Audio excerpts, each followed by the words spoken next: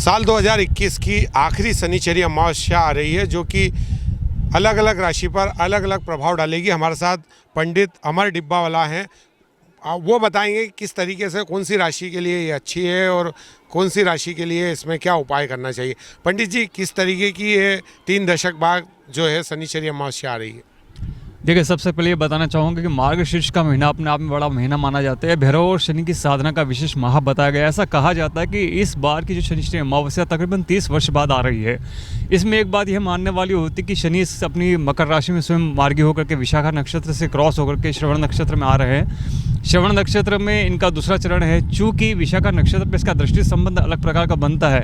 हालांकि शनि की तीसरी, 7वीं, 10वीं दृष्टि अपने आप में मायने रखती है। चूँकि उत्तरोत्तर प्रगति देने वाले शनि अपने आप में विशेष मान्यता यूँ भी रखते हैं क्योंकि इनकी जो ऊर्जा है वो जीवन में व्यावसायिक दृष्टिकोण से, व्यापारिक दृष्टिकोण से, प्राकृतिक दृष्टिकोण से परिवर्तन करवाती है।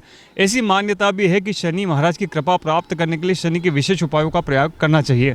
यदि हम शनि की गणना करें तो शनि में 12 राशियों का विशेष प्रभाव होता है। हम एक बात यह भी कह सकते हैं कि शनि किन किन राशियों पर बेहतर प्रभाव डालेंगे और किन राशि वालों के शनि पूजनीय हैं। यदि हम शनि की गणना करते हैं तो यहाँ पर धनु, मकर और कुंभ राशि वालों को शनि की 7.5 चल रही है। ऐसा समझा जा सकता है कि धनु राशि वालों को शनि की 7.5 का अंतिम ढैया चल रहा है, मकर राशि वालों के लिए शनि की ढैया दूसरी चल रही है और कुंभ राशि वालों के लिए शनि की पहली ढैया है। ऐसी मान्यता है कि यदि मकर राशि में शनि होते हैं तो परिश्रम करवाते हैं, संघर्ष करवाते हैं, मानसिक तनाव देते हैं। ऐसा कहा जाता है कि शनि की अनुकूलता के लिए शनि स्तोत्र का पाठ कर सकते हैं। यदि शनि प्रतिकूल अवस्था में हो, शनि ढैया की अवस्था में हो, वो ज़्यादा विशेष नकारात्मक प्रभाव डाल रहे हों, तो ऐसी स्थिति में शनि स्तोत्र के पाठ का साथ साथ महाकाल शनि मृत्युंजय स्तोत्र का पाठ करना चाहिए। शनि महाराज का तिल्ली के तेल से अभिषेक करना चाहिए और शनि की अनुकूलता करने के लिए काले उड़द, काले तिल, नारियल, काला वस्त्र, लोहे के पात्र आदि वस्तुओं का दान करना चाहिए। ऐसी मान्यता है कि इनके दान करने से शनि महाराज प्रसन्न होते हैं और जो परिवार में अस्थिरता होती है, बाधाएं आती हैं, उन बाधाओं की निवृत्ति होती है। तो पंडित जी, ये जो शनि महाराज हैं, जो अमावस्या पर विशेष रूप से इनकी पूजा होती है, तो क्या करना चाहिए आम श्रद्धालुओं को? आम श्रद्धालुओं को शनि महाराज की पूजा और उनकी प्रसन्नता करने के लिए ओम शम शनिश्चराय नमः का मंत्र करना चाहिए। और यदि वो चाहे तो त्रिअक्षरी बीज मंत्र ओम शम शनिश्चराय नमः के साथ साथ में यदि वे वेदोक्त मंत्र का जप करते हैं, या यदि ओम प्राम प्रीम प्रोम सह शनय नमः का मंत्र का जप करते हैं, या ओम खाम खीम खुम सह मंदय स्वाहा के मंत्र का जप करते हैं, या शनि अष्टक के पाठ का जप करते हैं, तो उनको अनुकूलता प्राप्त होगी। साथ ही मानसिक विकृति से मुक्ति मिलती है, अज्ञात भय से निवृत्ति होती है। और ऐसा भी कहा जाता है कि शनि की अनुकूलता करने के लिए या शनि महाराज अपने पर प्रसन्न हो, उसके लिए सत्यनिष्ठ बने रहें, ईमानदार बने रहें, अपने कार्य के प्रति कार्य की जिम्मेदारी रखें और यह भी करें कि किसी प्रकार से किसी को अपने द्वारा दुख न पहुंचे। क्योंकि शनि महाराज की एक मान्यता है कि जितनी ईमानदारी और समर्पण के भाव को आप रखते हैं, शनि महाराज उतनी ही आपको कृपा करते हैं। पंडित जी, कल जो शनिचरी अमावस्या है उसके बाद भी शनि देव की आराधना तो काफ़ी अच्छी मानी गई है शास्त्रों में। क्या यदि उनका फल प्राप्त होता तो काफ़ी बृहद पैमाने पर होता, और यदि उनकी कुदृष्टि पड़ती है तो उसका भी असर व्यापक होता है। तो आमतौर पर जो श्रद्धालु हैं, जो शास्त्र का बारे में जानकारी नहीं रखते हैं, जो ज्योतिष के बारे में जानकारी नहीं रखते, उन्हें किस तरीके से शनि जी की आराधना करना चाहिए? बहुत सुंदर प्रश्न किया है। आमतौर पर लोग नहीं समझ पाते कि शनि महाराज को प्रसन्न कैसे किया जाए।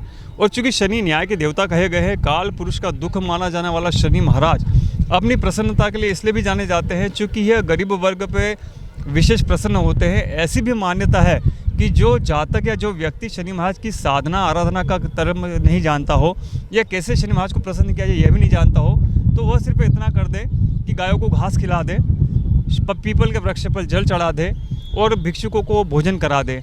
यदि ये भी स्थिति नहीं बनती हो तो वह एक ऐसे स्थान को चयन करे जहाँ पर गौशाला हो, वहाँ की मिट्टी को प्रणाम करे, वहाँ की मिट्टी का तिलक करे। यदि यह भी न हो सके तो वट वृक्ष के जड़ की मिट्टी का तिलक करे, वहाँ पर जल चढ़ा दे। यह करने से भी शनि की अनुकूलता प्राप्त होती है। तो पंडित जी, ये जो धार्मिक नगरी में जो नदियाँ हैं उन पे स्नान दान धर्म का क्या प्रावधान रहता है शनि को प्रसन्न करने के लिए? बहुत सुंदर। धर्मशास्त्र की ऐसी मान्यता है कि घर पे जप करने से भगवान शनि की कृपा होती है। यदि तीर्थ पे आते हैं तो कृपा और 2 गुनी हो जाती है। यदि समुद्र के किनारे आप पूजा पाठ करते हैं तो वह 1000 गुनी मानी जाती है। ऐसी मान्यता है कि तीर्थ पर शनि महाराज की प्रसन्नता के लिए आप तीर्थ पे स्नान करें, दान करें, और यदि हो सके तो भिक्षुकों को भोजन करा दे, गायों को घास खिला दे, यह करने से भी शनि की कृपा हो जाती है। तो पंडित जी, ये अगर सब लोग करते हैं इस तरीके से आपने जो बताया है, तो इसका क्या फल प्राप्त होगा? देखिए, सबसे अच्छी बात है कि वर्तमान में हम देख रहे हैं कि ये कोविड का संक्रमण काल चल रहा है और ओमिक्रॉन भी बन गए हैं। ऐसी स्थिति में शनि जब मकर राशि में प्रवेश करते हैं तो ऐसी मान्यता है कि 30 वर्ष में या 100 वर्ष में इस प्रकार की महामारी के योग बनते हैं। यदि महामारी से निवृत्ति होनी है, स्वयं को स्वस्थ रखना है, मानसिक शांति रखनी है और यह भी चाहते हैं कि प्रकृति में अनुकूलता और संतुलन बना रहे, इसलिए शनि की कृपा प्राप्त करने के लिए हम अपने नियमों को ध्यान में रखें।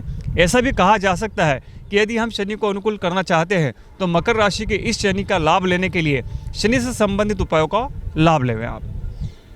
शनि की प्रसन्नता से सभी ग्रहों की प्रसन्नता हो जाती है, ऐसा शास्त्रों में माना गया है। ऐसी स्थिति में पंडित जी ने जो उपाय बताए हैं, अगर उसको नियमित रूप से किया जाए तो निश्चित ही शनि जी का आशीर्वाद प्राप्त होगा। कैमरा पर्सन संदीप के साथ विक्रम सिंह जाट, एबीपी न्यूज़, उज्जैन।